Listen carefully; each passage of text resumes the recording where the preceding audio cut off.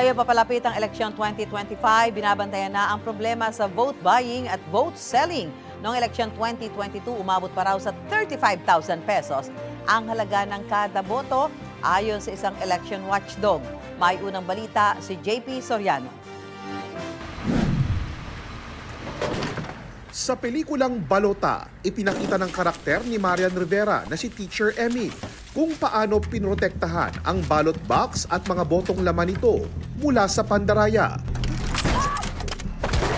Kathang-isip man ang pelikula, nangyayari talaga ang pangaagaw sa mga balota para di mabilang sa canvassing noong panahong mano-mano pa ang eleksyon.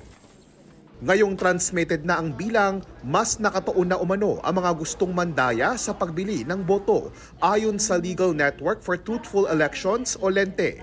Noong nakaraang eleksyon daw, halimbawa, ang pinakamataas nga po namin narinig na value ng boto is 35,000 for one position. Mayor, kaya po ang dami po nating kababayan na umuuwi para lang bumoto sa election because they earn on election day. Pero ayaw sisihin ng LENTE ang mga nagbebenta ng boto. It's a problem of governance. It's a problem of the government not giving the needed service and program of our people.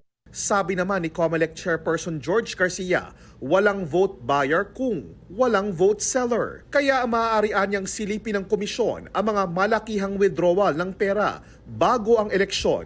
Nananawagan din siya sa mga inalo at inabutan ng bayad na tumistigo para mapanagot ang mga namililang boto na ipinagbabawal sa batas.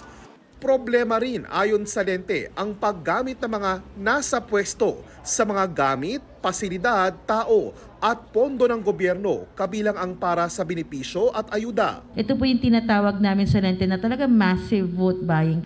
Wala pang tugon ng DSWD sa ngayon. Sabi naman ng DILG. They can always file a complaint with COMELEC.